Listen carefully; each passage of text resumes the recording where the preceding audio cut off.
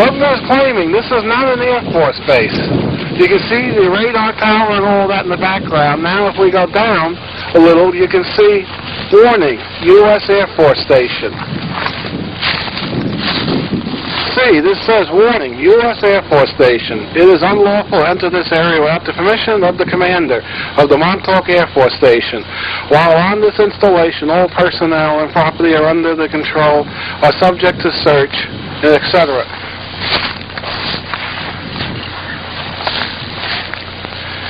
Section 21, Internal Security Act, 1959. Point 50, USC 79.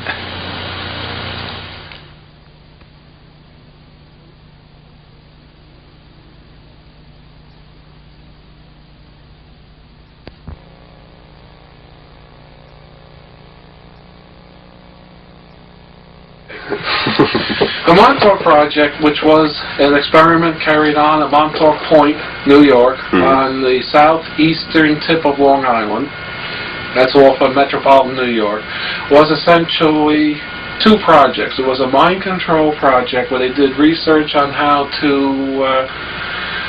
influence the mind of man using electromagnetics. It also evolved into a time travel project. They found out that they could actually bend time with the same equipment that they used to bend minds. This all started back in World War II. There was two major projects going on in World War II. One was the Rainbow Project, and the other was the Phoenix Project.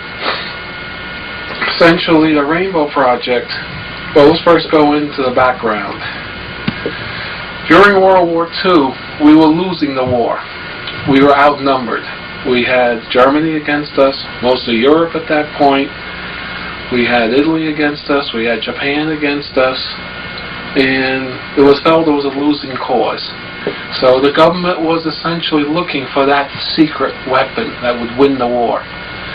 So in 43, that area, 43, late 42, 43, 44, they launched a lot of these very avant-garde super science type projects out of almost desperation. One of them was the Rainbow Project, which we know is a Philadelphia experiment. This was where they attempted to make a military Navy boat invisible, radar invisible, what they're interested in. The other project of interest was the Phoenix Project, which was essentially mind control research. This involved chemical mind control, psychological, use of PA systems, propaganda. It all started in World War II. They essentially worked on these two projects. The Philadelphia experiment, or the Rainbow Project, was essentially a failure. What were the dates on the Rainbow Project? The Rainbow Project, actually, the very basic physics research started in the mid-30s. But actually, the government got interested after some successful tests were shown by the Advanced Sciences Institute at Princeton. Institute for Advanced Study. Yeah, the Institute for Advanced Study at Princeton. They showed that on small scale, the invisibility could be achieved. This was work based upon the work of Nikola Tesla, Dr. John Eric von Neumann, and others that were in the Institute for Advanced Studies at Princeton. At that point, the Navy realized this thing had a huge tactical application. So they backed it and they funded it. And the research was done up until August of 1943, which we're not sure is the second to the last test or the last test. But August 12, 1943, the project was installed in a ship, the Eldridge. It was a destroyer escort class, not a real small boat, but not a real big battleship. The boat was built special for the Rainbow Project, where they were able to take one of the gun turrets on the front of the boat was fake. They could take it off, and they had a big opening to drop electronic equipment in, large generators, the whole 9 yards of it. And by 1943, they had already outfitted the Eldridge with all this equipment. And the boat was towed out into the harbor, the back end of Philadelphia Harbor, and the order was given to turn the project on, turn on the equipment. Duncan here and his half-brother Al were on the boat, and when they turned everything on, it worked. The boat did become radar invisible. The boat actually became visibly invisible. Then it disappeared entirely. It was gone. Of course, the two Cameron brothers, one Al Bielek today was Edward Cameron back then, and Duncan Cameron, not in this body but another body, decided the party was getting too rough. So they jumped overboard. Except at that point they didn't jump into the water. They expected to jump in the water, swim ashore, and get away from any rough times. But they found themselves in a vortex that the boat was in, like a wormhole in space and time, and they came out at Montauk Point in 1983, August 12th. And it's debatable whether they came out above ground in a grassy field or they came out below ground in the big antenna structure that was in the underground. We don't really know for sure because there is information that had both possibilities. But they ended up in 1983. So they jumped 40 years. Yeah, they jumped 40 years because the wormhole was from Philadelphia, 1943, all the way to Montauk, 1983. There was a secondary drop-off in 1963 in Brentwood, New York. And the two guys found themselves in 1943, 1983. Of course, they went back and forth a number of times. So it's a very convoluted story, so it's hard to really give a quick synopsis. So they were taken from 83 and sent back to the ship. Is that what you're saying? Yeah, they went back because they were trying at that point. The project in 83 was running awry. And they were trying to shut it down, but they realized it was locked in to the generators, the equipment on the boat. So somebody, we believe it was Duncan here, had to go back to the boat and smash all the generators. Al Bielek, of course, believes he was in on it. We don't know for sure.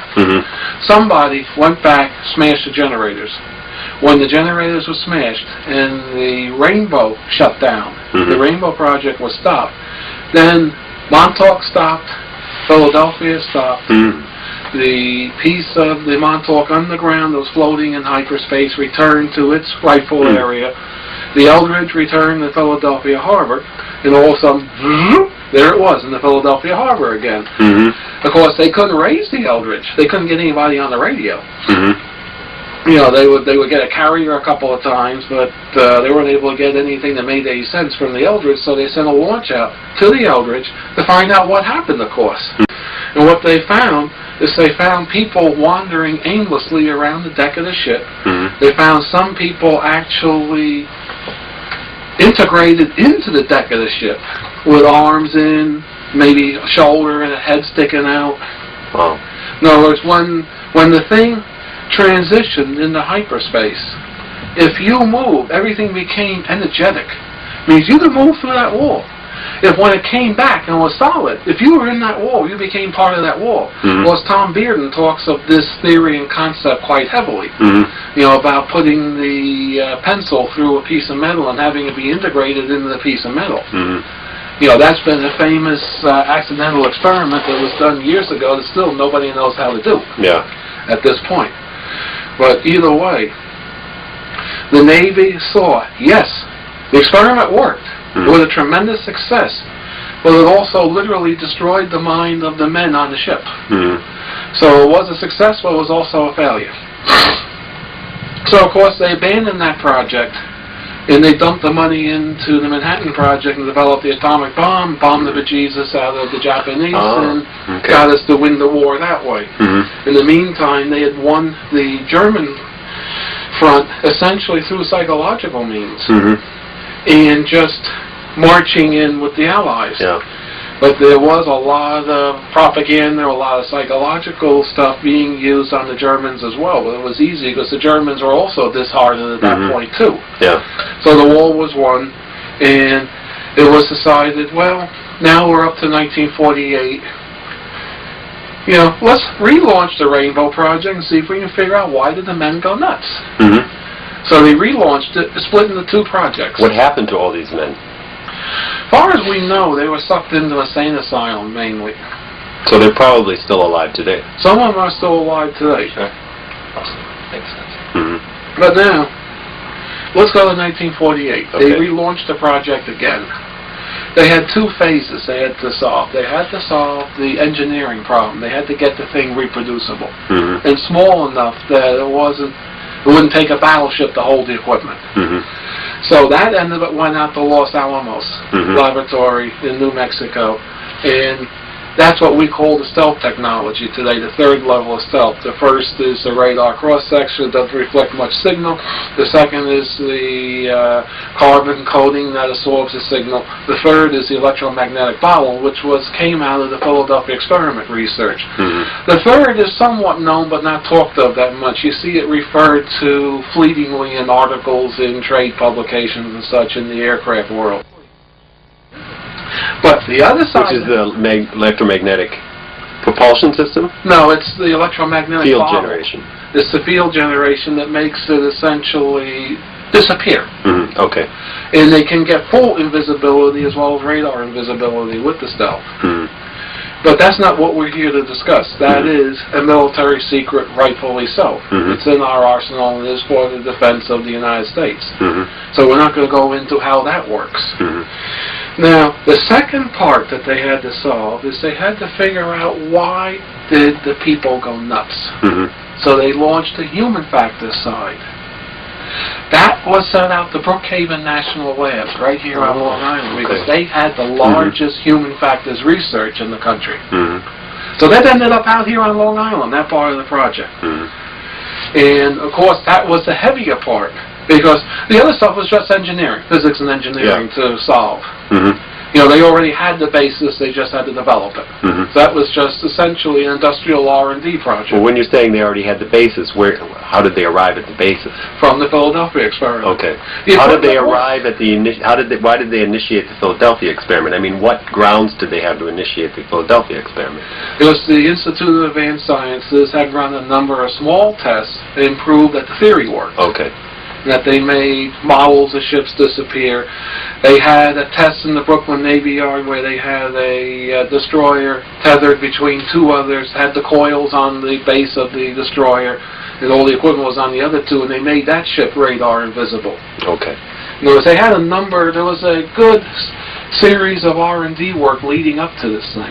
Okay, and those technologies are being used right now in the stealth bomber. Of course, it's highly evolved and more developed, so there's something that you don't need a battleship to move around. Mm-hmm. They started out with very large generators, and they got it down to where they put these things that run off of propeller-driven generators that are on the aircraft, very much the way our electronic countermeasures devices, the radar jamming facilities are ran. They're pods that typically sit on the airplane, although the B-1 has the equipment integrated in the airplane itself. Uh-huh.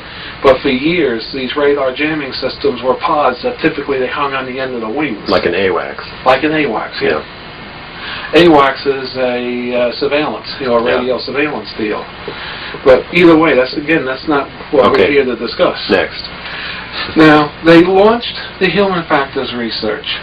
They actually integrated it with the Phoenix project, which was still being carried on at the Brookhaven Labs. Mm-hmm. It had taken work from MK Ultra, had taken work from Wilhelm Reich, had taken work from many sectors, including the Philadelphia experiment, and they integrated this all into one super mind research project. Mm-hmm.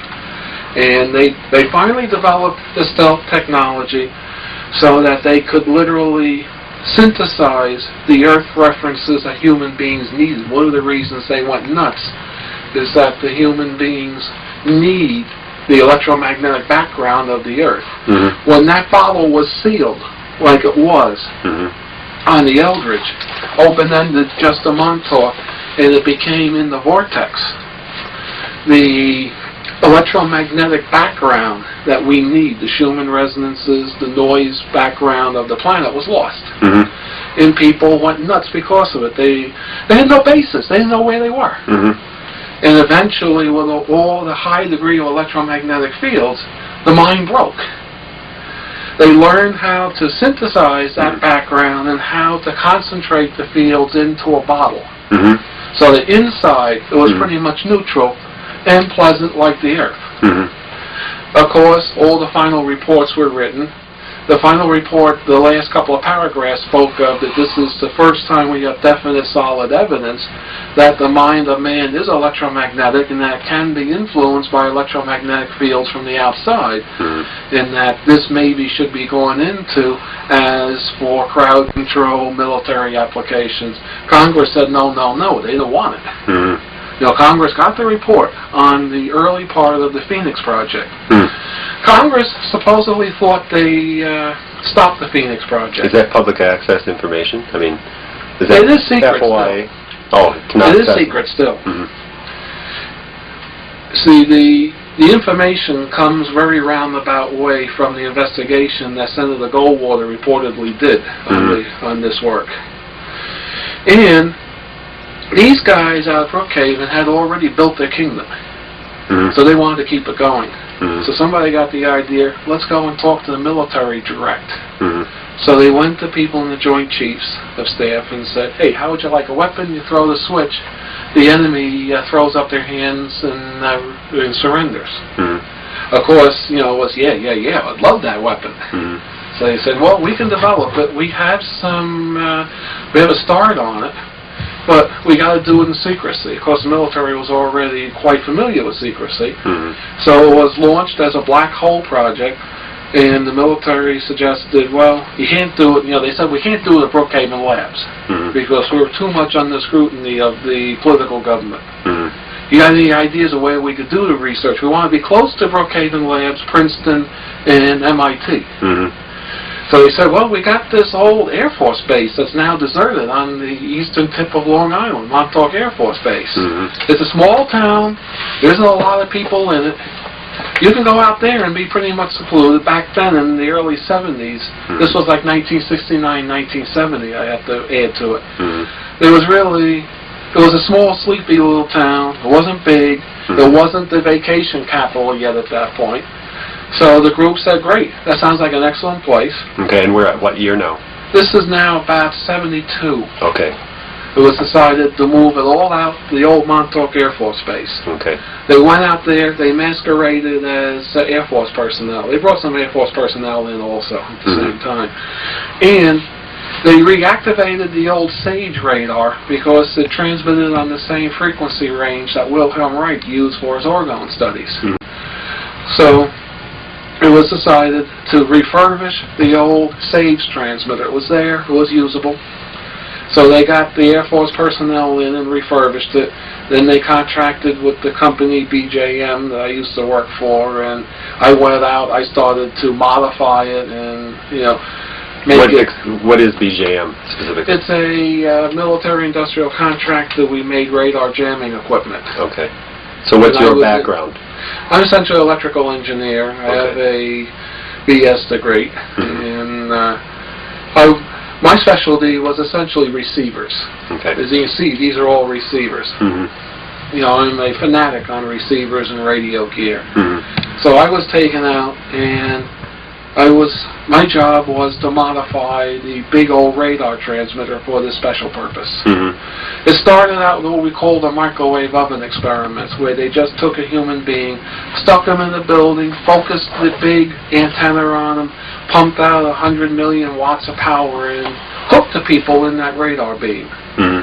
And they got it to the point where they could actually type in a command to the computer, and the computer would pulse the transmitter, and the person would do it to some extent. Then, so there were triggering mechanisms in the brain. Don't know if it's the brain direct or the psyche.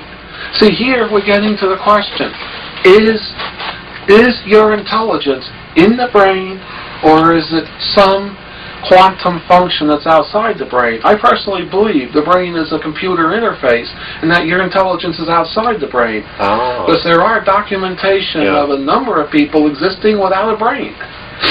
Well, brain dead. Now don't laugh so much. To continue on the Montauk story, they had developed the microwave oven experiment to the point where they got it. They could type in the command, they could get the person to act like a chicken or whatever it is. Of course, Duncan here was one of those research people that they hit with this. Why someone didn't realize that this would burn out the person's brain, I don't know. Cluck.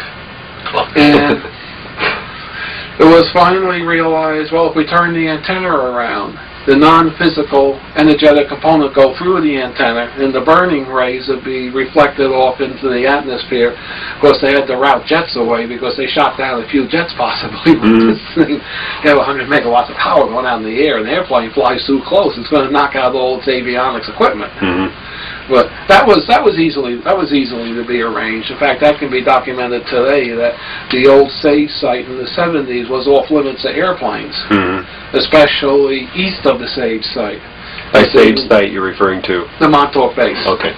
They didn't know where you would run into the UHF beam that would wipe out avionics on the airplane. Or the alien beam from the 400 megahertz blast. That's another story. And it's also off limits today after 4 o'clock, and there are no aircraft warning lights on the transmitter. For aircraft? There are no aircraft warning lights on the transmitter tower, and it's we've been told it's off limits after, I believe, 4 o'clock in the afternoon. Really? that's when they turn on the existing equipment that they're still using. But There you go, Vince. they realized that they had a system which they were able to enter the mind of a human being by typing in computer commands. Now, at the same time, this group had heard of some of the alien interchange, the alien research. They heard that the aliens had a chair deal, that you could sit a human being in and would read out everything that's in his mind. Of course, they were very interested to interface that into the computer. Hey, we had a computer that could take thoughts and make them real, manifest them. So what they wanted to be able to do was sit Duncan in a chair, have him concentrate on Tom Tulene here. Tom Tulene acts like a chicken, and Duncan would visualize, create in his mind a virtual reality where Tom Tulene is acting like a chicken. This would go through the computers, go out the transmitter. It would spread out, would find Tom like a radionics who would converge on Tom, and Tom would be compelled to act like a chicken. This is essentially what they did. They made essentially a mind amplifier. There would be enough horsepower to overtake a person's normal defense system, and the person would become subjective to the format, the work duty that was presented. They'd be controlled. But is it your mind interfacing with my mind? Yes, or no. is it some collective mind? It would be an artificial presentation of instructions to do work which would integrate with my mind, with my normal electrical functions in my brain? Your brain, your auric field, your spirit, soul, and if it's strong enough. So it's more on a level of energy, physical energy, not absolutely. It's more nothing physical. Yes. Energetic / electromagnetic, which in this reality form are highly structured and based into. Sure. Interesting. So you finished, Duncan? To continue. Yes, he's not finished, completely. No. But to continue, they developed a mind amplifier where a person such as Duncan, who's been trained in a virtual reality project, something very similar to the Lawnmower Man movie, would be trained to actually visualize something and create in his mind a full, complete physical reality known as a virtual reality. He would be sat in that chair. The radio equipment, the computer equipment, the transmitter equipment would pick up that virtual reality by a group of coils and different kinds of sensors. We'll go to a massive computer bank. The computer will align it, stabilize it, all that good stuff, control it, store it. The computer would then feed it to the actual radar transmitter, which would transmit out electromagnetic equivalent of what we call thought form in the metaphysics field, and transmit this thought form out at lots and lots of CW power. We believe today the CW power output of the Montauk project was in the order of 100 megawatts or 100 million watts, and the pulse power was up in the terawatts. terrorize people. But terrorists But like they needed 10 to something to 60 control it as well, so they must have been using a computer system, Yes, very advanced. Very advanced. They used a Cray 1 computer feeding, they used multiple Cray computers for multiple chairs, feeding an IBM 360 or 370, the biggest one IBM had. And then this fed a very specialized radar computer that was built by AIO in Long Island that interfaced to the actual transmitter and controlled the pulse modulation, the frequency hopping of the transmitter. And then we went out through all the stages, above ground first and underground, back above ground to the big antenna, and transmitted out the big antenna. What they noticed is this thing had enough power they could actually materialize things. Now, as if Duncan could form something in his mind, this thing had the power to actually bring it into physical reality and materialize. Through the system at the end of the process, it would occur. It could actually, if he thought of a can of beer, it could create that can of beer and you could drink Wow. it. See, he was trained to actually visualize something in its entirety. And what they were experimenting with was precipitating or materializing objects around the base. A favorite was a can of Budweiser beer on the base commander's desk. The base commander liked Bud. So they showed Duncan a picture of the base commander's desk in his office, and he would visualize in his virtual reality a can of Budweiser beer sitting on that desk. Sure enough, it would appear on that desk. And the guy could drink it, it didn't poison him or anything. He said it was very good. It was better than typical Bud was. Oh, really? Yeah.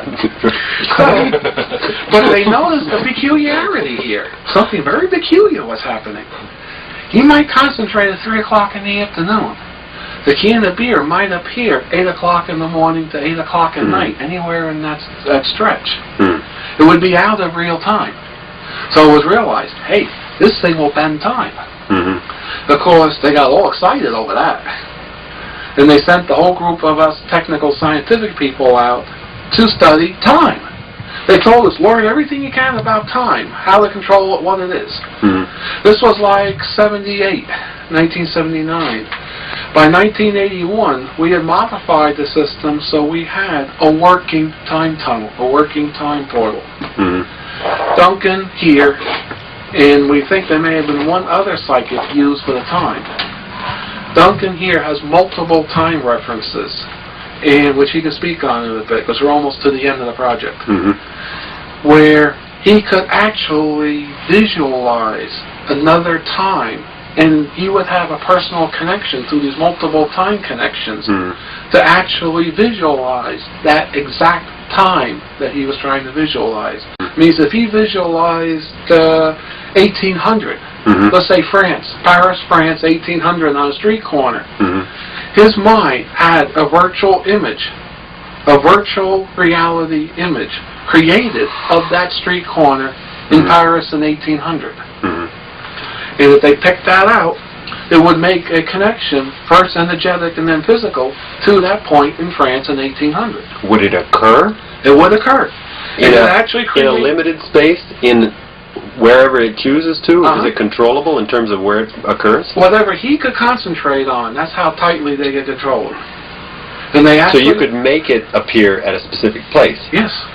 Okay. They used the master 1923. You're talking about the holodeck on the Enterprise. But more advanced.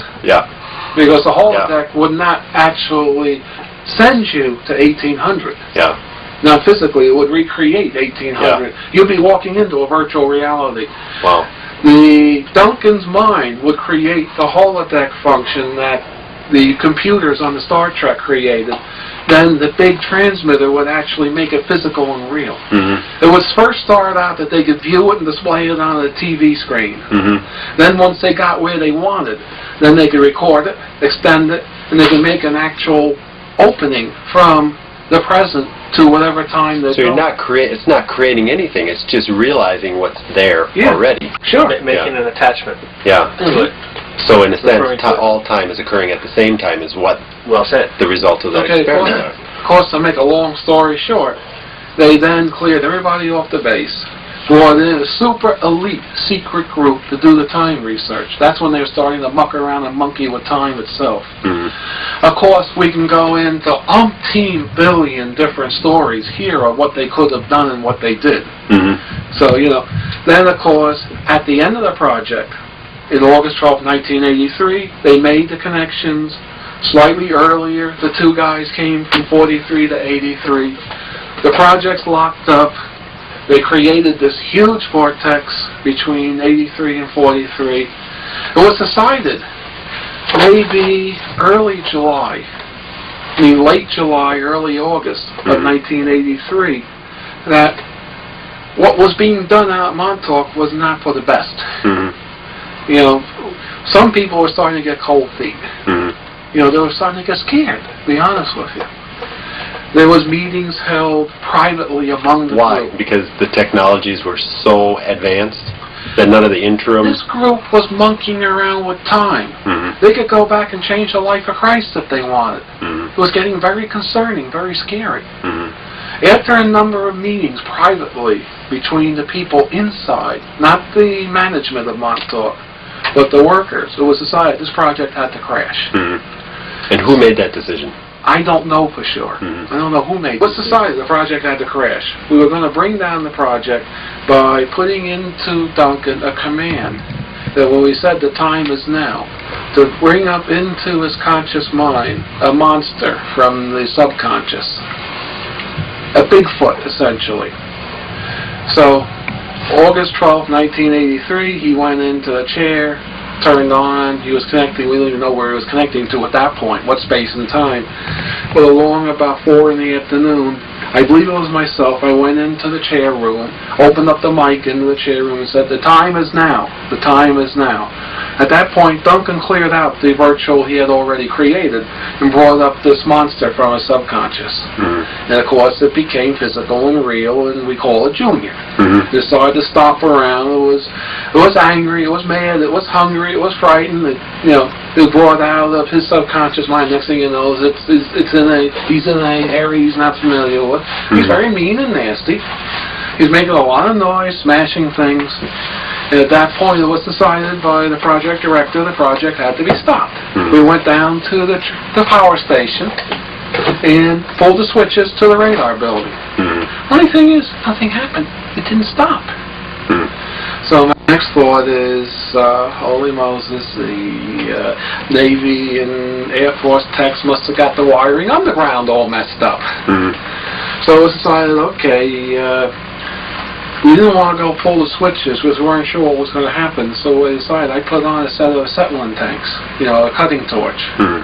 You know, small torch you wear on your back. And I went into the transformer yard, the substation, next to the transmitter building, and I cut the wires coming up out of the ground with the torch. And I had insulation and such so I wouldn't get shocked.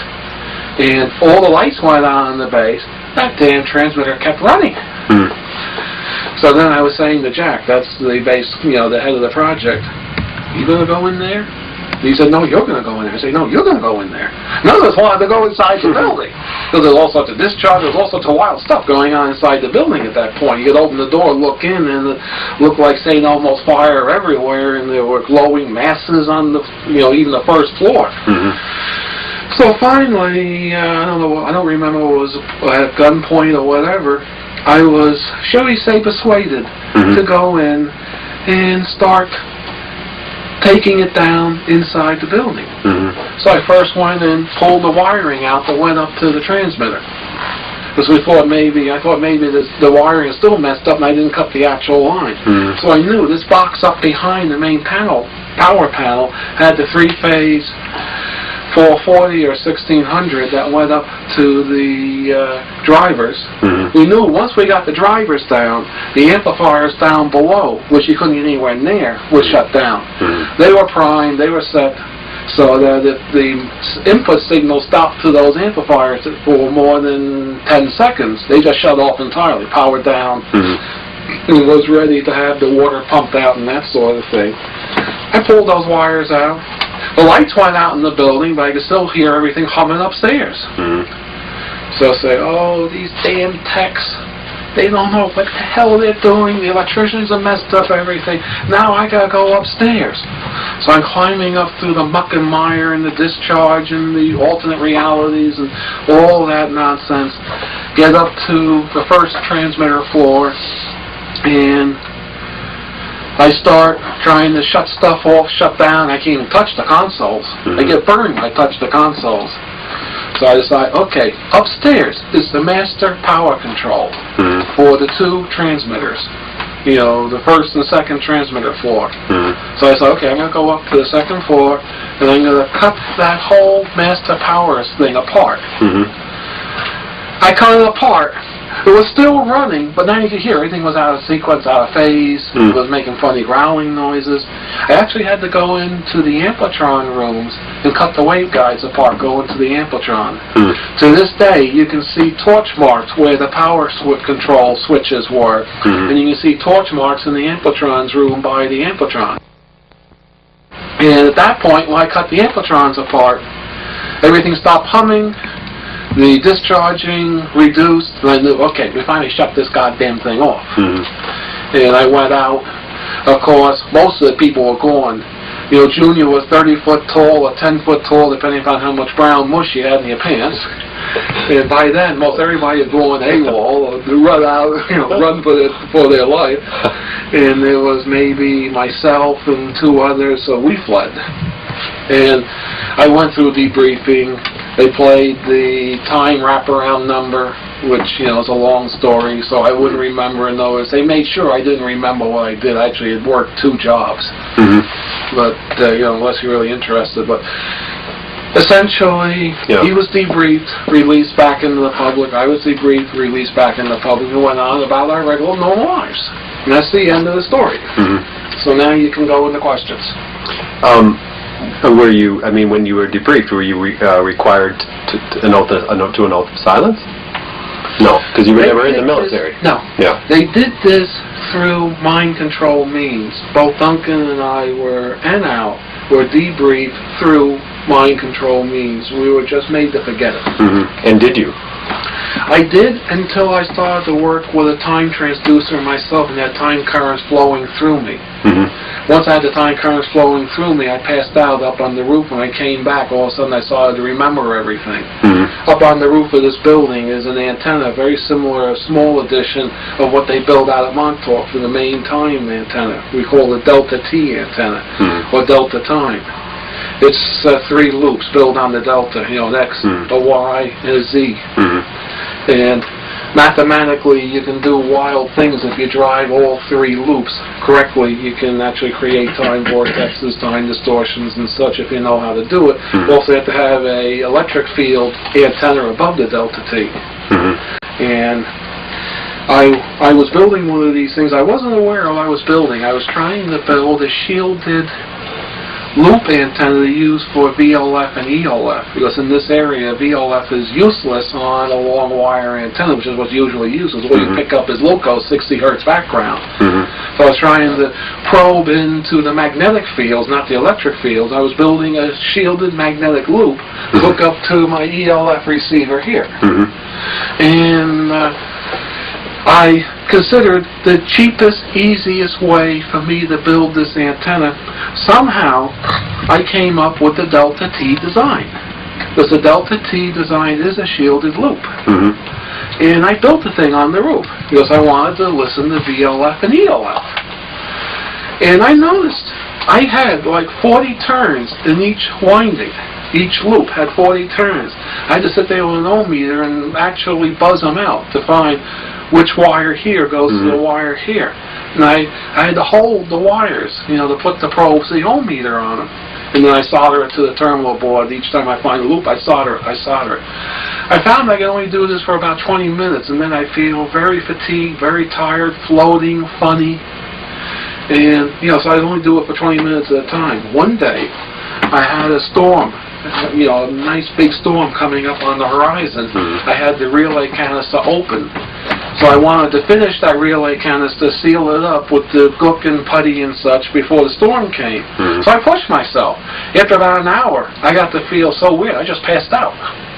When I woke up, when it was raining, because First thing I thought, oh my God, it's raining, so I had to throw some plastic tarp over the relays. And I was sitting there realizing I started to have scenes of Montauk flashing through my mind. I then, for the next couple of nights, dreamed of Montauk heavily, except I was there. Up to that point, I never believed I was there. Now, I thought back, remembered how many people were there, remembered me. Now, I have guys walk up to me, hey, what have you been doing, blah, blah, blah. And I say, do I know you? They say, sure, we've met. I say, where do I know you from? Well, I work with you out of Montauk. He worked with me at Montauk, all of a sudden he clammed up. When he realized I didn't remember it, he realized he didn't know no. Because some of the military people, they knew some of us were under oath and were fully conscious, some of us weren't. My cousin married a guy that was stationed out there. He swore he remembered me. And the family thought he was cracked. So, little by little, over a couple of months, I pulled back my memories.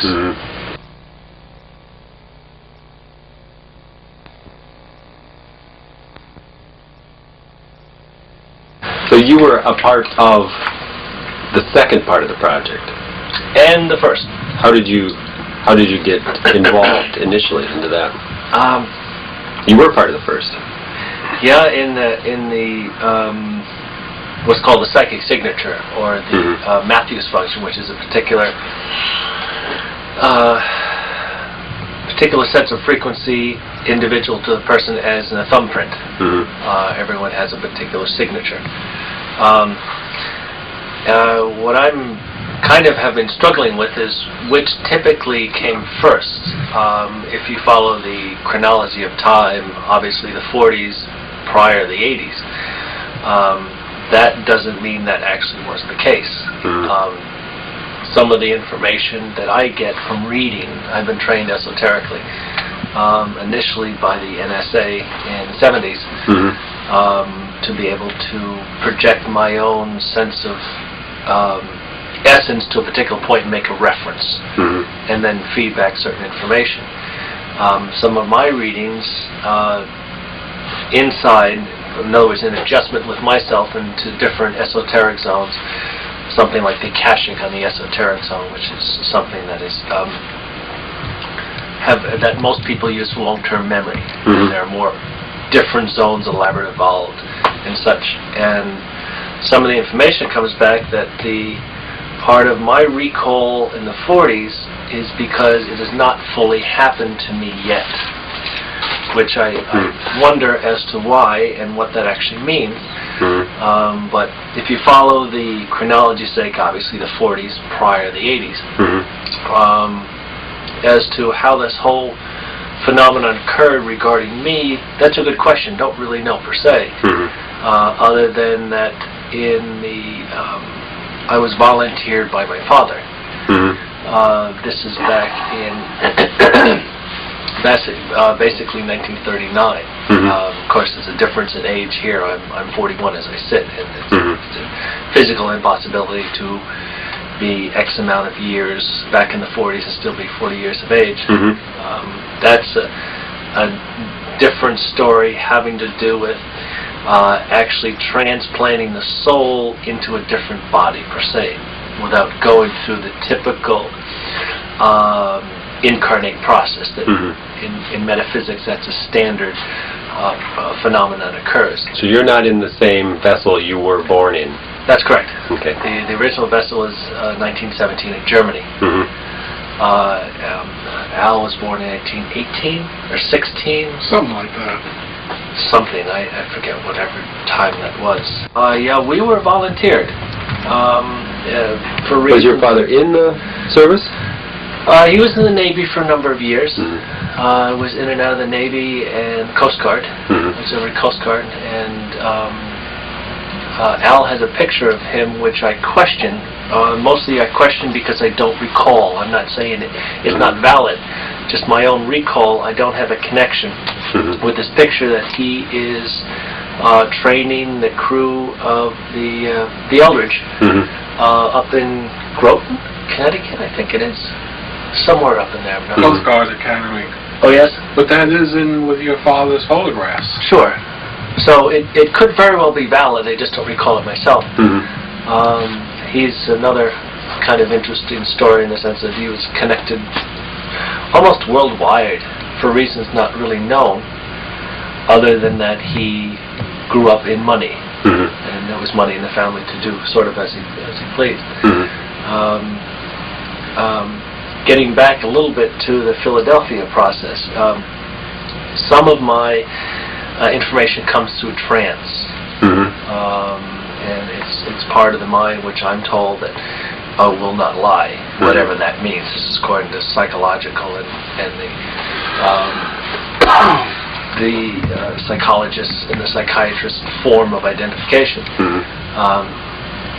Under trance, I came up with something, or had access to information, saying that during this Philadelphia process, there were 3 UFOs that I saw in my sighting, in looking up in my esoteric view of things, that were around the area at the time. And one of them was actually pulled in as this whole phenomenon of energy started to move, and ended up in a what typically was a vortex pattern, a swirling type of energetic like a black cone. Yeah, it could be. Black holes is somewhat a little different, but it's that sense of. And actually got pulled in and ended up in Montauk. And through the number of years, it actually did evolve and basically started to appear in its infancy. What did we figure? Early 50s or something like that. Oh, it was 60s. Early 50s. Okay, well, between early 50s and early 60s. And then started to materialize. And of course, there's some interest and speculation saying that this is partially why that the base was of interest, and all these buildings were built around it and such, and that through the years it actually came to fruition. And so that's part of Al Bielek's, who Al co-authored a book with Rod Steiger? Brad Steiger. Rod Steiger. Brad Steiger, sure. That's one of his considerations, as indeed this whole process of opening this hole in space-time was contrived, and it was E.T. Considered, and this is what they directed the scientists to come up with this drop-dead date of August 12, 1943, to have this experimentation, and it had to be fired up and done at this particular time. And of course that, some of Preston's work, he has correlated this August 12th runs in a 20-year cycle, a biorhythmic cycle of the Earth, where there is a peaking out of this information, sort of like a resonance. And that goes along, all these bits of information seem to hold together. Let's see, right. So... How about in the aspect of the experiments that dealt in mind manipulation? I mean, to what extent what was your involvement in that? Well, recently I've come to kind of an understanding and settling that the process of this connection, certainly metaphysics, time is all connected. The past, present, future is interconnected. And those people who can access it more than the typical sensitive ever does, or psychic or sensitive or have capabilities out of the norm. There's an electromagnetic connection. Sure. Yeah. Sure. You're very much electromagnetic based here. Being involved in the Philadelphia experiment in this time phenomenon and jumping and right along the time framework for which we're now involved in here. I would have the potential capabilities to do the psychic work on a bigger potential than most people would. So coming from the 40s into the 80s, and then having to process one of the times that for some reason I lost my time reference, and the body aged very dramatically and ended up for some reason back in the 60s. For reasons, I guess it makes sense. We figured within that 20-year cycle of 43, 63, 83. And curiously enough, there's all sorts of tests that Preston has where he and I can validate consideration of things that I do know and figure as a reference of sort. In the early 60s, I don't identify with much of everything. It goes along with the half a dozen or 5 or 6 different memories I have before the age of 13. That are all different? Or Sorry? what? No, it's just basic memories of childhood that are just not there for reasons not known. Okay. But the process of what Preston earlier spoke about, these random thought processes that occur in different aspects of time, as with the can of beer, it would be a natural phenomenon for the psyche, which had been actually exposed to the esoteric in a broader way than most people, to almost play, go out, take a job and just see what happens, put it out, as in the supposedly the evolution of the human spirit to go into these different realms, which the human spirit does have a natural connection to, all these alternate and the timeline and stuff. But to given a work duty, just kind of do it on almost an experimental, the creation aspect of it without being contained, and therefore the kind of the advent of the time experiments, which ended up in certainly the mundane to the phenomenon of going and jumping planets and moving into different time zones, of which, as I say, it's a natural occurrence that everyone has, and that we haven't realized. Everyone does. Yeah. The human spirit is so very connected, and supposedly that's some of the interests of the ET groups, that the human spirit that we're evolving in this process has such a vast number of emotions with it, in the love I hate you, it's so very evident in a child, in that they don't understand that. It's so very extreme in nature, and of course that extremity is part of creation, in that hopping back between the 2 points, there's all sorts of room for doing work and such. So, one of the unusual characteristics in this jumping in time and seeing where the particular special interest groups, and that's basically what Montauk was about, very specialized interest groups within the government, outside, finding a way to accentuate and to gear and maneuver their own sense of for whatever their agenda is. There was a test at Montauk for those people who could sense in this time framework, which we're all moving along, to the year 6037. Sounds kind of kooky and bizarre and unusual, but we all have a connection to our evolution, and that's supposedly one of the most evolved states of the human spirit in the time framework that they're moving along. If everyone has a connection to it, and there is enough kind of horsepower or a process to move it in that area, then could be on paper connected, and it probably was a bit of a jolt and such, but they had these connections, and part of the work duties of some of these volunteers were to go in and sense this horse on a pedestal, which in this kind of surrealistic city, and some of the people had the creativity and the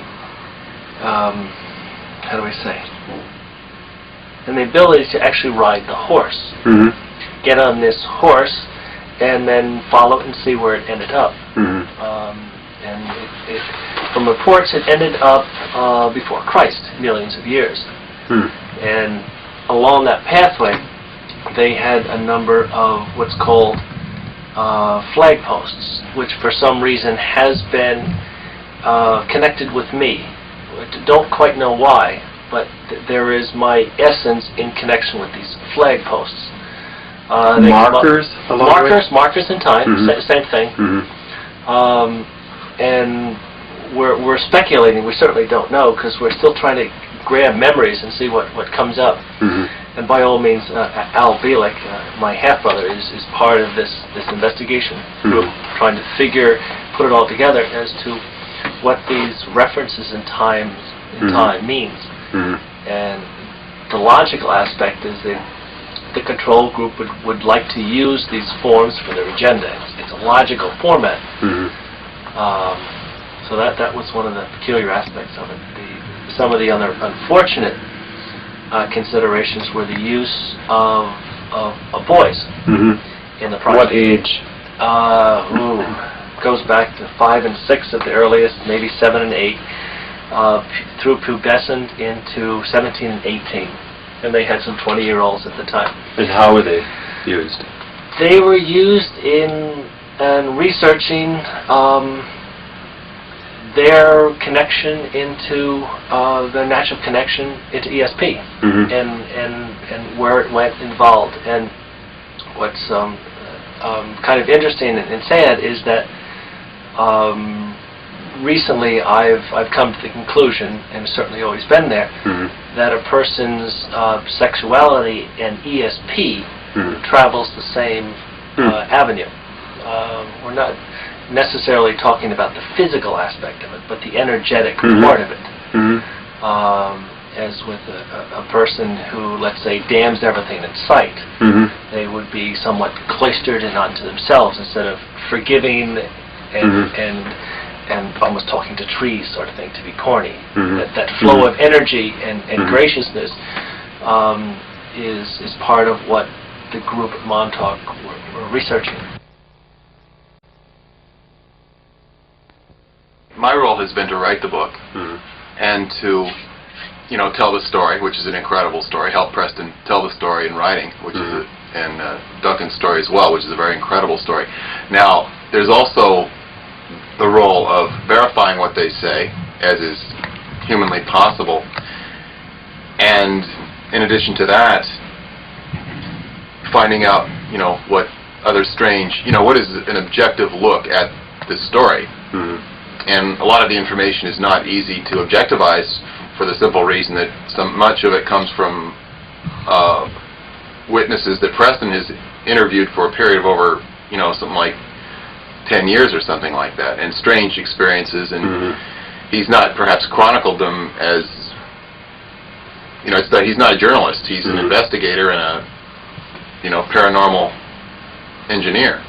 Now, I think what some of the interesting things are that are an objective look is that there's been at least 3 eyewitness accounts of stealth airplanes hovering over the Montauk base, actually hovering without making any noise. A hovercraft would make a substantial amount of noise. This would appear to be some sort of anti-gravity. Specifically a stealth? Stealth airplanes. The size of the B-bomber, or does it have any connection to the boomerang style? I don't know enough about the different types of stealth, but it would be definitely, from what I've been told, a stealth airplane. One of these was a local, one of them was a friend of mine who happens to be a clairvoyant, Maria Fix. Other lady, and she was with another person who saw this. Another townsperson, Carol Brady, out there, she's a real estate agent in Montauk, she saw a stealth airplane and was not surprised at all. She also has 3 boys who are blue-eyed and blonde hair, and she was very well aware that they were kidnapping people who were blue-eyed and blonde hair as late as, I think, 88. And she said the police were involved, they knew about this, and so this is another substantiation of Preston's story from a totally independent source. There's also Preston, after the book was written, he proceeded to introduced me to different people who have had various involvements in one way or another. One of the more interesting was a man who had worked as a contractor in the underground at Montauk in the 70s. He went down there and serviced the amplitrons. He saw, I think, 20 or 24 amplitrons underground, and he serviced them. He's a nuclear physicist, and he said there's no reason on Earth you would want amplitrons down there to amplify stage radar signals or transmissions. There's no reason for it unless they're doing something awfully strange or unusual. So that's a very interesting piece of information. Also, his assistant said that he had seen an antenna that had been serviced. This was in, I think, 1990 or thereabouts, an antenna in the transmitter building that was actually clean and serviced with a tag. There was also the woman, the real estate agent, told me that she said they were using that SAGE radar out there, and because she would see the big reflector moving. Now, Preston said there's no way that reflector could move. On further investigation, this physicist's assistant said that there is a hand crank, and it was recently greased so that you can actually, because the motor is dead to the reflector, but you can actually manually hand crank this radar reflector. So she was quite satisfied that that thing had been being used. Now, well, the motors are actually missing. Oh yeah. The cranks that ran the reflector. Right, and there's other stories. One of the local historian out there had told me of an instance of him going to the base and seeing, and this is in '72, he brought a friend of his back from lunch to the base where it was heavily patrolled with people with, soldiers with guns, and one of the soldiers put a gun, as they drove up to the inner gate, right on his 3-year-old son. He told him to remove it from his son, and then he pointed it right at him. This is highly irregular behavior for what was considered in federal aviation or at the FAA radar facility.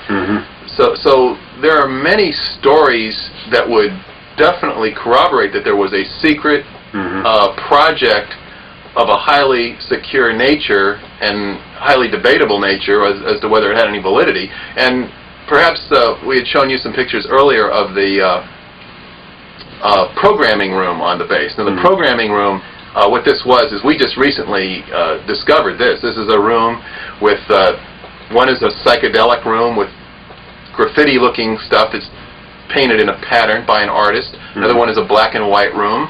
Another one is a paisley room, and then there's a leopard-striped room, which reminds us of the Timothy Leary experiments in the '60s. This could have been going on in the '60s.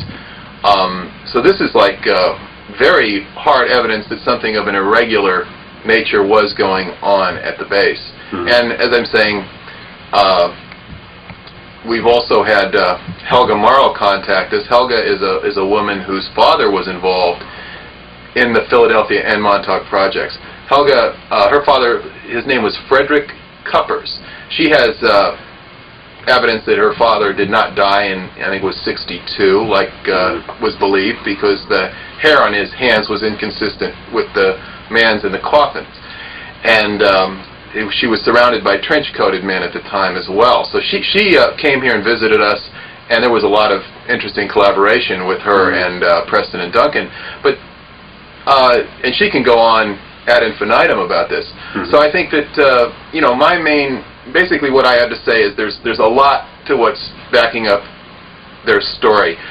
Whether or not we can prove the time that's difficult, but that will come hopefully in time. It's just like, so that's basically what I'm here, is to add some credibility to what they're saying, not to swallow their story, but to there's something here that warrants investigation and further investigation, and that's what my role is in, as I say, writing the first book. We're working on a second book and also publishing a newsletter to further inform people on what we are finding. And I think we're going to be we're going to have a lot more stuff coming, I can guarantee you that.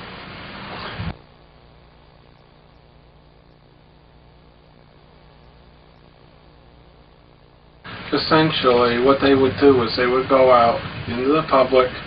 They first looked for street waifs. They were interested mainly in blonde, blue-eyed boys. They centered on the ages of maybe 10 to 16, 17. Although, as Duncan pointed out, they went a lot younger, a lot older. And what they were doing with these boys, outside the research end of it, well, they had multiple parts of the project. They would take these boys and they would essentially indoctrinate them, and they would whip them to within an inch of their life. Bestiality, brutality, The idea was they wanted to break the mind. When the mind was broken at that extreme point of fear, there were two things they were interested in. There had to be an alien connection into this, because there's reports of some sort of technological device that would gather the patterns of fear. There's also reports that there were some hormones removed from the bodies after the height of fear point. Secondly, they would electromagnetically capture the mind patterns that were released from the body. They were stored in a big computer system. They would manipulate and redesign the mind, literally redesign it. Then they would use the transmitter and put that mind, that new mind, back into the body through a human psychic adept, would like reinstall it through psychosexual means. Now, the reason they picked Duncan for this is he's blonde, blue-eyed, the whole 9 yards of it.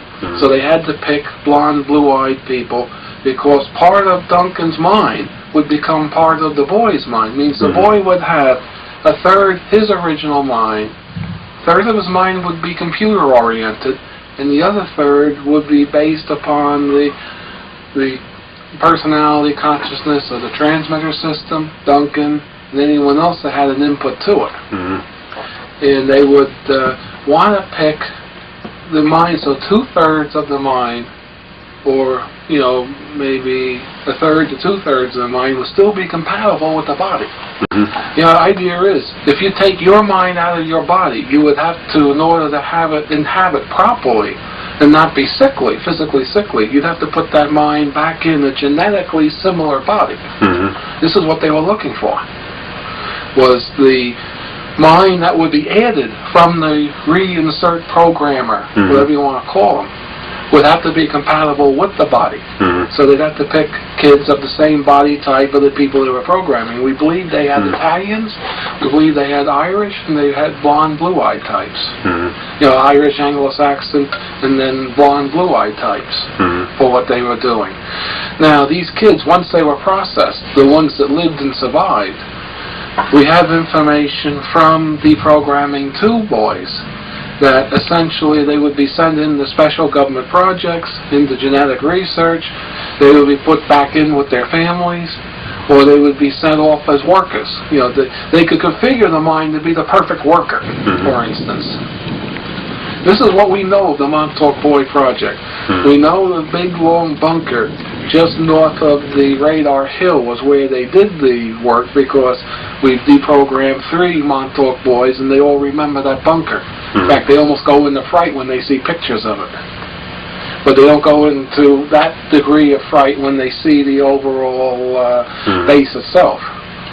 As their main memories is in that bunker. They describe that room that has a 3-sided room and then 2 sides this way. They describe a balcony. All this is all 3 in common. Describe a balcony. You can see today there were big hooks that a balcony was hung on. So we have located the area. Now, we've had a number of sensitives, including Helga, in there, do a read on it, and they can feel the horror and the fright and all this that was done in there. And Duncan broke down in one of the bunkers and was essentially trying, I guess, to repent or saying he's sorry, whatever it is. So, we have reason to believe that we've located the area they did this in. That, in a nutshell, is what the Boys Project was about. Yeah, interesting. How long did that last? Between what periods do you? Well, we figure it started probably in the 60s out at Montauk. And probably it wasn't as advanced until they got the mind control project going. Yeah. Where they could So that was an aspect of maybe a larger project? Yeah. And we believe it's still going on. And it's still going on yet. Somewhere else? No, in Montauk. Oh, yeah? In the underground. The same type of control? Manipulation? Well, we've heard rumors of kidnapping still being done as late as 88. If they're working in 88, they're probably still working. Yeah. That's like only 5 years ago. So there is evidence of activity there right now? Oh, yeah.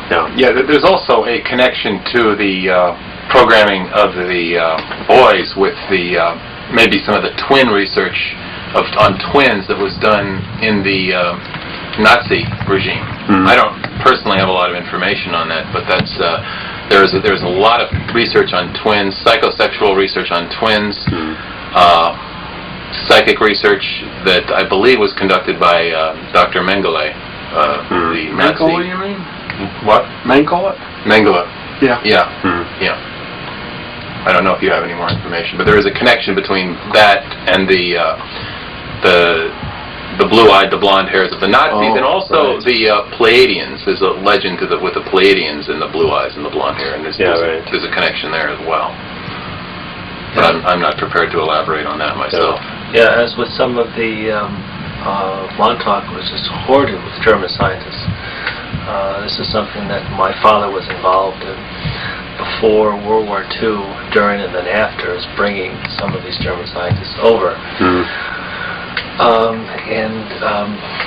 Hiding them in this estate, and then processing through, and then going into these other government projects. Which Montauk, I don't know, what did we figure?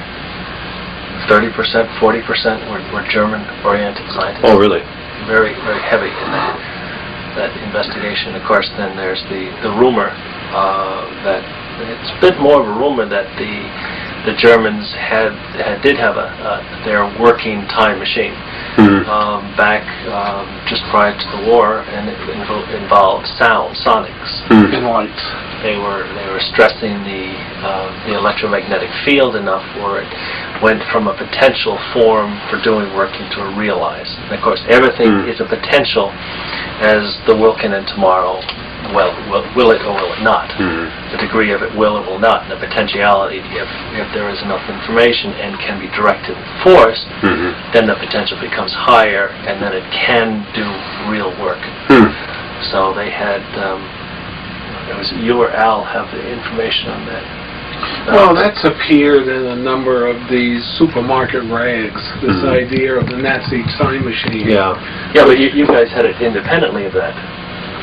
Well, we've had people tell us of it, but we don't know how credible the people are. There's no real solid source of it, but there's enough reports coming in from what we consider to be independent people to say that there probably is some base to this rumor. How complete and how functional their time device was, we really don't know. Yeah. There's also a question you asked earlier about the financing. And do you want to answer that, Preston? Yeah. Do you remember there was a train robbery in Europe right after World War II where they were bringing Nazi gold and treasures out on this train? There's been a few movies made about it. Yeah, right. Yeah. Where they blocked off this tunnel and then the train was robbed. That's been traced. And this has been backed up. Going through to Paris, and then it went on a boat, and it went out to Long Island. The boat sunk off of Montauk Point, and what we believe happened is the people from Fort Hero or Montauk Navy Base went out with divers, recovered the gold and such, and the treasure was stashed in the underground at Montauk. This is what they used to run the project for years and years. Then when that money finally ran out, we're talking back in the 40s and 50s, billions of dollars. So in 60s, 70s, and 80s, God knows what it was worth. But when they ran out of money, then it was financed by the military-industrial corporate structure. Namely, the Krupps, IT&T, financed it. So remember, they couldn't have this appear as an appropriation in Washington.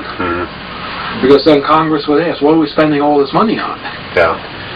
So it was funded by all sorts of clandestine funds. And mostly it was the Nazi gold, from what we understand, and then it went over to ITT funding. What other corporations and so forth have been involved in the project? RCA was involved. Rand? Sperry Rand was involved. Hazeltine, we believe, was involved. AIL was involved. No, Grumman didn't seem to be involved either.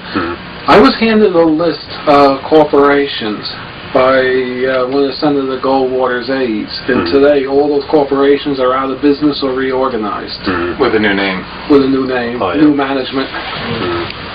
What's interesting to note here also is in the mid-'80s to late '80s, there was something coming around called a core audit, C-O-R-E, in the industrial plants. Mm-hmm.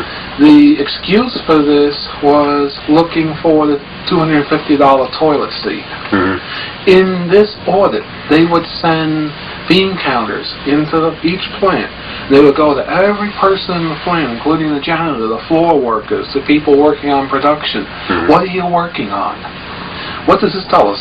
If you're looking for the $250 toilet seat, that's management. Mm-hmm. The guy building this chassis on the floor, he knows nothing of what is charged for it. Mm-hmm. The fact that they went to everybody and was asked what you're working on, we were told at AIO, do not list. They told us what project to say we were working on. Mm-hmm. You know, what they were telling us is, well, we take money from this project to get this project going. Mm-hmm. You're supposedly working on this project. When the orders come in, don't tell them you're working here, but you're working on this project. Mm-hmm. The only thing that makes sense to me is they're looking for hidden projects. Of course, Montauk was a massive hidden project. Mm-hmm. And the government, the political government, learned its lesson. That you got to find these hidden projects. Okay. To find these black hole things they don't know of. They were stung once. The way we understand it, Senator Goldwater, before he retired, called for a joint session of the two houses, and he told the lawmakers that essentially the Montauk project was a project meant to control their mind on Capitol Hill. Mm-hmm. Because imagine how much blue smoke there was on Capitol Hill. Yeah. At that point, this sent the whole congressional off on a rag towards the military-industrial establishment. Mm-hmm. This is why the military-industrial establishment is almost dead today. Mm-hmm. They don't dare squeak anymore. Mm-hmm. They've lost all the freedoms they had. Up until the whistle was blown, the military-industrial establishment had almost carte blanche. Mm-hmm. Nobody questioned them. Now they're questioned so heavily. The companies are worried, they're upset. The companies are being hit with fine for this, that, and the other thing as they find this stuff, and slowly but surely they're all going out of business. Mm-hmm.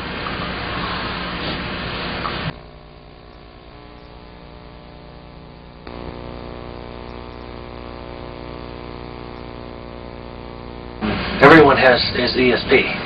It's naturally occurring. It's typically in the levels of the third and fourth subconscious behavior, following the typical psychology aspect of things, levels below conscious behavior. I think there's 12 typically is what they speak of. That's levels. what they generally talk of.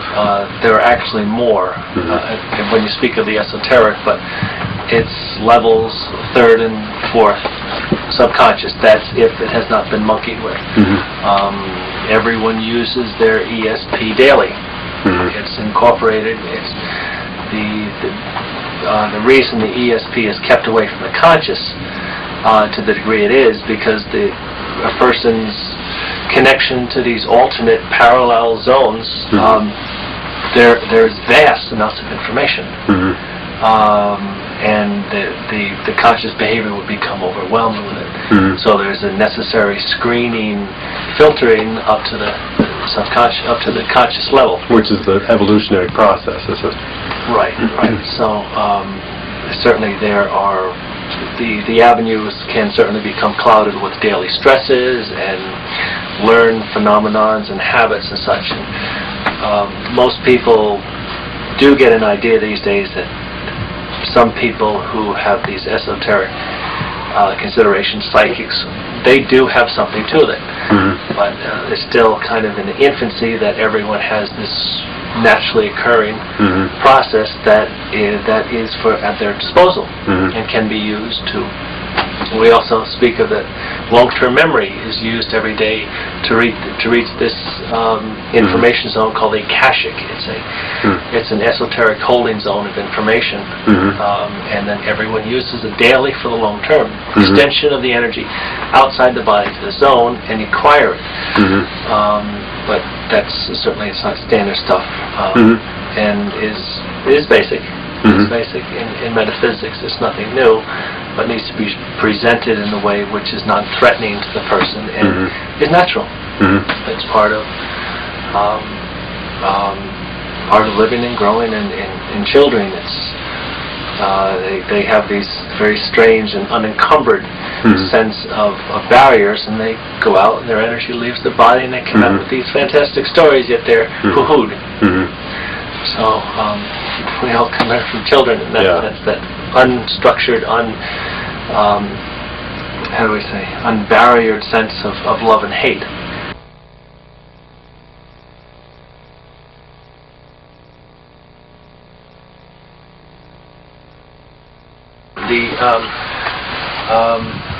Other than all the space-time and the boys project, certainly is that very queer sense. But one of the buildings I walked into, that what I came up with, that ET, that very that yellow house, very strange discourse of energy that was very prevalent. And there was on Preston's video, there's this handrail that's so very low. Yeah, it's low. Very low to the. There's other number of the hand railings in these buildings were low, as if either small people or children going up and down those stairs. I think what you're asking about is the alien involvement. Yeah, of which I don't have much recall in my sense. That's very different. I was very. Were you aware of it when you were involved? I'm sure I was. There's a particular pattern. Or vulgarity is not the word, but it's a raw energy sense that some of the ET groups have. Certainly not all. The more evolved or the more forgiving type. But there are, the Preston's got 3 or 4 stories, and I don't mean to say the story per se, but cataloging of some of his memories regarding some of the forms you were involved in. Well, within the mid-70s, he went down to about the 2nd and 3rd level underground at Montauk. This stretched out for miles as he got down. Each level built bigger and bigger. In the bottom levels maybe were 5 miles square on a side. In the 2nd and 3rd levels, all of a sudden there appeared in the mid-70s a UFO underground. A disc-shaped flying saucer. Is somehow we believe this is one of the sources that were trapped in the Eldridge experiment.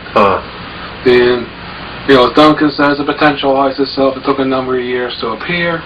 All of a sudden, in the mid-70s, 75, 76, there it was, solid. And it was sitting in a huge magnetite deposit, because there's a lot of magnetite out at Montauk. This, for some reason, disturbs the anti-gravity drive of the UFO, so it couldn't get out. It was stuck there. So, of course, this would be the first alien involvement. You have spacecraft out there. They alien-constructed spacecraft. Now, of course, there are some live aliens taken out of that thing. Al Bielek can tell you quite a nice story that he was involved in communicating with the aliens out that were underground. Now, later on, the whole Montauk project, when we started to go deeper into the mind aspect and the time aspect, there was a lot of implementation of alien technology at Montauk. I personally believe that Montauk was most likely a test bed for some of the technology interchange between the aliens and the U.S. government. That they were trying out a lot of these great ideas they got. They're also trying to replicate systems and technologies they had on the captured, crashed UFOs. Also, I can remember I had an office in the radar tower. It was the first office on the 2nd floor in the back. Next to my office was another office, and I remember, I'll swear on a stack of Bibles, I remember a lizard man in that office. It was His Highness Draco something. I can't remember the other name. And he was about 6 foot, 7 foot tall, had sort of like scaly skin, humanoid. He walked erect like we do. He had 2 arms, 2 legs. He had a tail, but it really didn't show most of the time. He had somewhat of a humanoid face, strange eyes, a big mouth, and looked like what you would expect if you're going to put together a lizard man. There was a being on Star Trek called the Gorn that Captain Kirk fought on this planet. This man that I worked next to sort of resembled that being. Now, how did that strike you? I didn't that would have have to be a traumatic experience. No, not you. I didn't have that much to do with it. I call it it.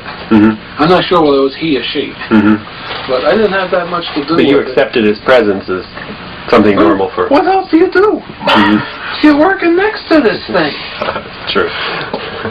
You know, it's, how are you? Hi, you know, that sort of thing. Go for coffee and donuts? Yeah. He spoke in a hissy voice, you know, hissed a lot, and sort of sounded like he was loud whispering most of the time. And then we had those little ugly things.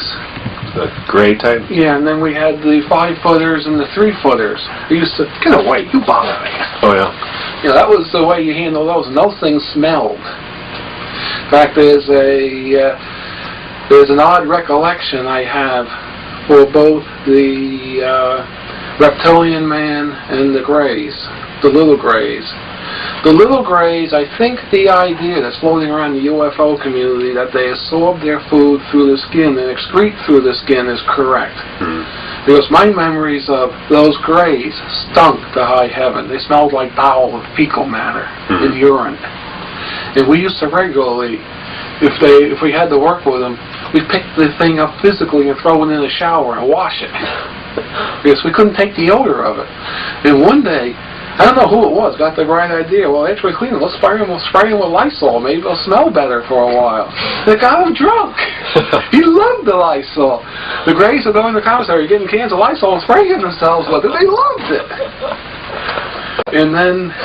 Even though it's true story, it's a good laugher. I don't know. It's great. Great entertainment. And then the other thing that we ran across, I needed some sodium hydroxide for a special soldering project. Of course, we all know Drano is essentially sodium hydroxide. So I went to the commissary, got a can of Drano. So I took a glass, put some water in it, dissolved the Drano, and I was using this as flux of solid wood. His Highness Draco comes in, and he said, "More!" So I got another glass of water, poured some more Drano in it, handed it to him, and the Draco was getting drunk on Drano. How the hell they could stomach that stuff, I don't know. So finally, he really tied a rag on. Tune in at 11. He really tied on a rag. He must have drank about 8 glasses of water made of the heavy, thick Drano. I put enough in so it was thick, because I was using it as solder paste. And gulp. And finally, he came back to normal sense. He asked me, "How do you make that stuff? That's the greatest stuff he'd ever had." So I told him, "Go get some Drano," and they had to keep buying more and more Drano.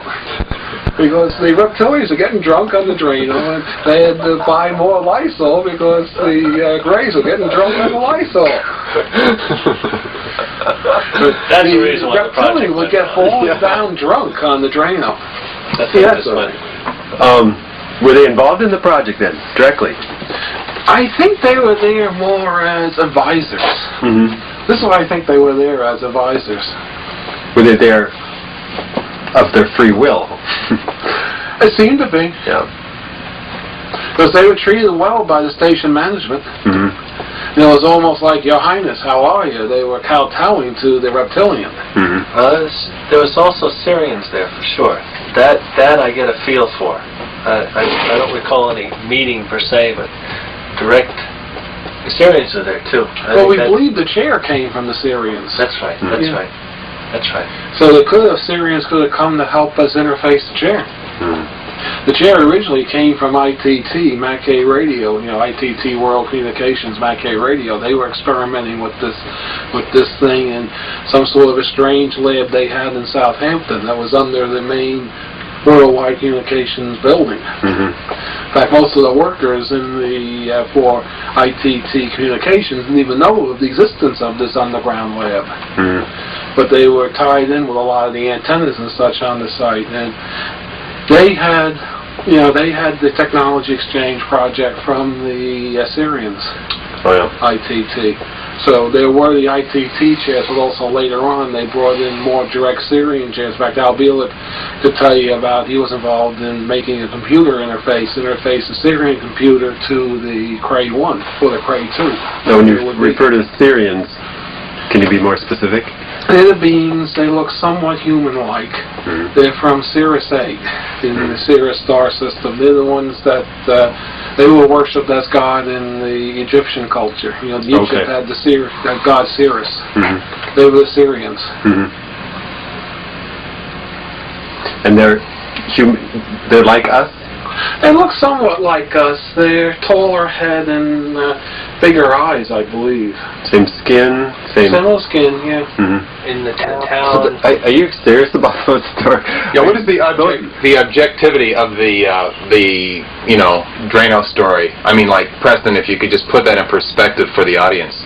The objectivity, because it was a bizarre story. It is a bizarre story, but I remember it happening. This whole thing is, in the bottom, totally bizarre. So apparently their body chemistry is arranged that they must run on an alkaline system instead of the carbon cycle. They're not quite the carbon cycle that we are.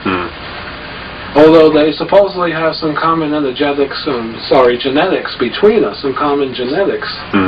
Apparently their body type, body base is quite a bit different from ours. Because if we drink Drano, it'll kill us.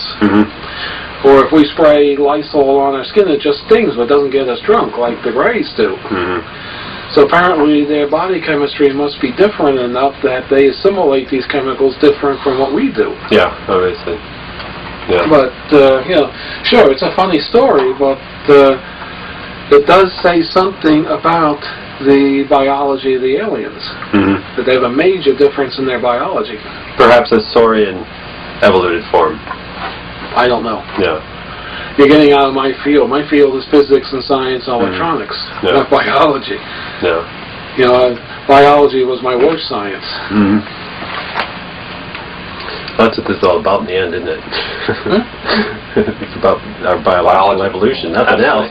Nothing else. Absolutely. You know, it's not about UFOs.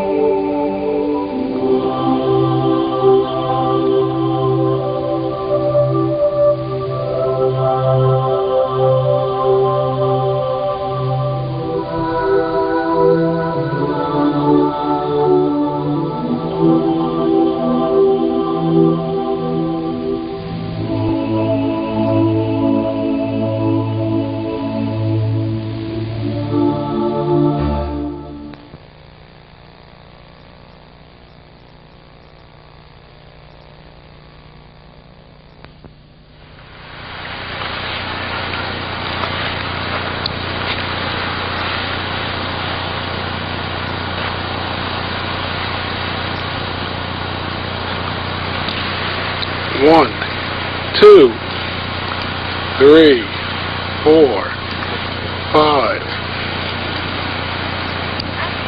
6, 7, 8.